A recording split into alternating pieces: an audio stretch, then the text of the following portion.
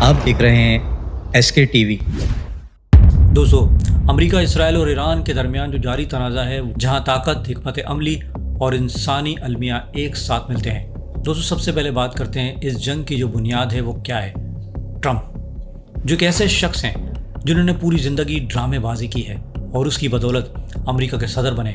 अब एक ऐसी सूरत हाल में वो फंस गए हैं जहां ड्रामे और हकीकत का फ़र्क ख़त्म हो जाता है, और ये हकीकत है।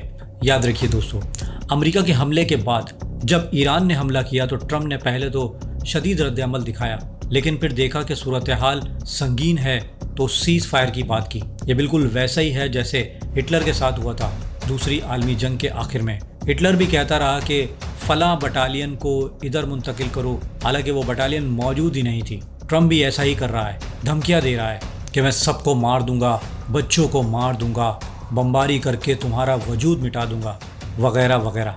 लेकिन उनकी हिकमत अमली में दोस्तों कोई ठोस हदफ नहीं है, बस अंधाधुंध वो बमबारी कर रहे हैं। ये सब इसराइली मंसूबा है क्योंकि इसराइल को बमबारी पसंद है। इसीलिए दोस्तों एक्सपर्ट का मानना है कि अमेरिका जो है वो इस जंग में फंस चुका है। क्योंकि दोस्तों देखिए, अमेरिका के लिए ये जंग कैसी चल रही है। सबसे पहले तो नुकसानात की बात करें, अमेरिका ने सैटेलाइट डेटा रिलीज़ नहीं किया।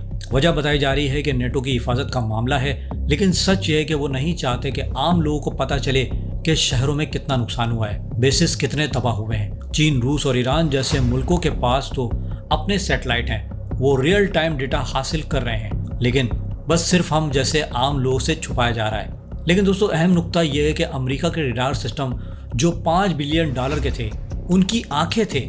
ये रडार दूर से मिसाइल और हथियारों को ट्रैक करते थे और एयर डिफेंस सिस्टम से लिंक थे। ईरान ने उन्हें ही उड़ा दिया। अब अमेरिका अंधा हो चुका है। मजे की बात तो यह है कि $1 बिलियन का रडार सिर्फ $20,000 के शहीद ड्रोन से तबाह हो गया। ये है ईरान की स्ट्रेटेजी, और ईरान ने इस वक्त दोस्तों एक सुपर ताकत को हिला दिया है। इसके साथ साथ दोस्तों थर्ड बैटरीज की बात करें, जो अमेरिका की जदीद तरीन एंटी एयर डिफेंस सिस्टम है। एक बैटरी की कीमत जो है दोस्तों वो $11 मिलियन है। ये भी रडार से सिग्नल लेती है। अब अगर रडार गया तो ये भी गैर फाल हो चुके हैं। रिपोर्ट्स हैं कि उर्दन में एक थर्ड बैटरी को नुकसान पहुंचा और मजमूई तौर पर 3 बैटरीज मुतासिर हुई।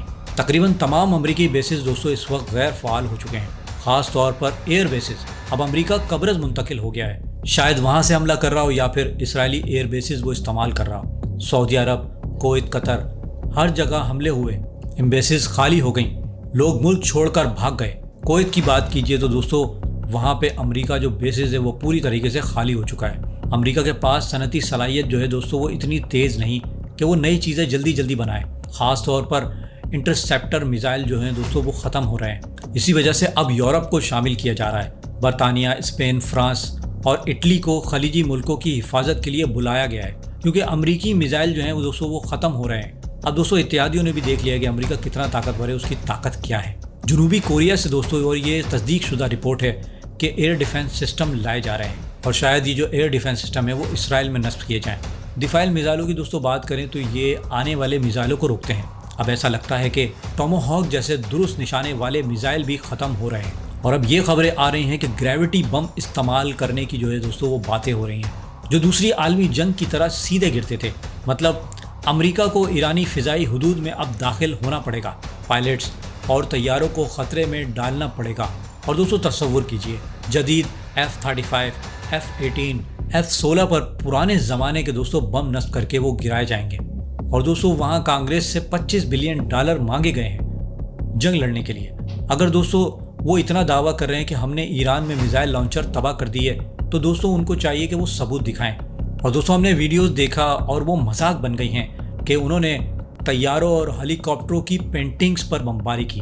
और दोस्तों ईरान में जो कुछ भी हो रहा है और ये जो जंग हो रही है और खित्ता जो इस वक्त आग की लपेट में है, ये पूरा का पूरा इसराइली मंसूबा है। तेहरान पर बमबारी जो है दोस्तों, सदारती महल उड़ा दिया गया, रिहायशी इलाके, पार्क्स, पुलिस स्टेशन, सब पर बम गिराए गए।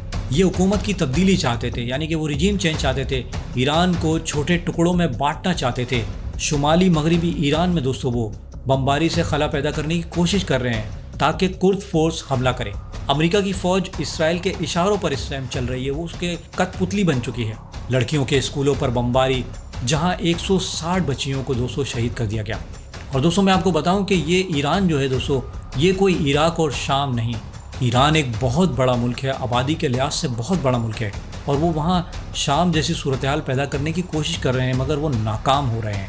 और दोस्तों, कुर्दों को अमेरिका ने बार बार इससे पहले भी धोखा दिया है, तो वो क्यों इस जंग में शामिल होंगे? और वो कहते हैं कि अगर अमेरिका ज़मीनी फ़ौज के साथ होंगे तभी हम शामिल होंगे। मगर तुर्की इसके बाद दोस्तों गुस्से में है, क्योंकि तुर्की जो है दोस्तों वो कुर्दों को वजूदी ख़तरा समझता है। IRGC कुर्दों पर हमला कर रहा है, और क्या अमेरिका ज़मीनी फ़ौज उतारेगा? ये एक बहुत बड़ा सवाल है। दोस्तों, ग्रेग स्टोकर जो अमेरिकी फ़ौज में रहे, और वो कहते हैं कि ज़मीनी हमले का मंसूबा अमेरिका बना रहा है और ऐसा मुमकिन है कि वो फ़ौज वहाँ उतार दे। लेकिन लॉरेंस विल्कर्सन जो हैं, वो जो कर्नल रह चुके हैं, वो कहते हैं कि अमेरिका की सलाहियत नहीं, सिर्फ 10 से 20% आर्मी जो है डिप्लॉय वो कर सकता है, बाकी गैर फ़ाल है। अगर वो वहाँ पे फ़ौज लाएंगे तो 1-2 हफ्ते ही वो ज़िंदा रह सकेंगे। ये इराक नहीं, जहाँ पहले से मंसूबा था, पोर्ट्स बेसिस पर बमबारी, और अमेरिका कहता है सिर्फ 6 मरे हैं। लेकिन दोस्तों, तस्वीरें जो हैं बड़ी ख़तरनाक हैं। बेसिस जो हैं वो शोलों में हैं। अगर ज़मीनी हमला हुआ दोस्तों तो खुदकुशी होगी। अब दोस्तों, सबसे ज़्यादा अगर किसी को ख़तरा है तो वो इसराइल है। ईरान बड़ा मुल्क है, वहाँ के लोग बहुत मजबूत इरादे वाले हैं। इसके बरक्स इसराइल की अगर वीडियोस देखें तो दोस्तों, तल अवीव इस टाइम गज़ा बन गया है। गैर तस्दीक शुदा रिपोर्ट्स के मुताबिक वहाँ फसादात हो रहे हैं, लोग थक चुके हैं। बम शेल्टर में रहते रहते वो थक गए हैं। ना टॉयलेट्स हैं, ना खाना है, ना वो ठीक से सो पा रहे हैं, और ना ही वो अपने मामलात कर पा रहे हैं। उनकी ख्वाहिशात पूरी नहीं हो रही। 12 दिन की जंग में भी दोस्तों लोग भाग गए थे। इस टाइम इसराइल का दोस्तों मीडिया ब्लैकआउट है। जॉर्ज कैलवे कहते हैं कि इसराइल अपना खून छुपा रहा है। हालांकि वहाँ हलाकतें बहुत ज़्यादा हो चुकी हैं, मगर वीडियोस जो हैं दोस्तों वो रिलीज़ करने पर 5 साल की जेल है। इसलिए वहाँ से दोस्तों वीडियोस बाहर नहीं आ रही। तल अवीव इस टाइम गज़ा जैसी सूरत हाल में घिर चुका है। 50 बैलिस्टिक मिसाइल दोस्तों वहाँ गिरे हैं। अमरीकी जो हैं वो भी अपनी हलाकतें छुपा रहे हैं। शायद उनकी हलाकतें 1000 से भी ज़ायद हो सकती हैं। और दोस्तों, मैं आपको बताऊं कि नेतन्याहू की जो साख्त है दोस्तों इस टाइम वो ख़त्म हो गई है और हकीकत सामने आ रही है। सेहूनी मनसूबा जो है दोस्तों वो तो अपने ज़मीन के नीचे गर्क हो चुका है। इसराइल में ज़िंदगी नॉर्मल नहीं है, सायरन बजते रहते हैं। लोगों के पास 2 पासपोर्ट हैं कि वहाँ से भाग जाएं। और दोस्तों, इसराइल में खाना जंगी भी हो सकती है। वहाँ की मईशत भी ख़त्म हो गई है, लोग वहाँ रहना ही नहीं चाहते।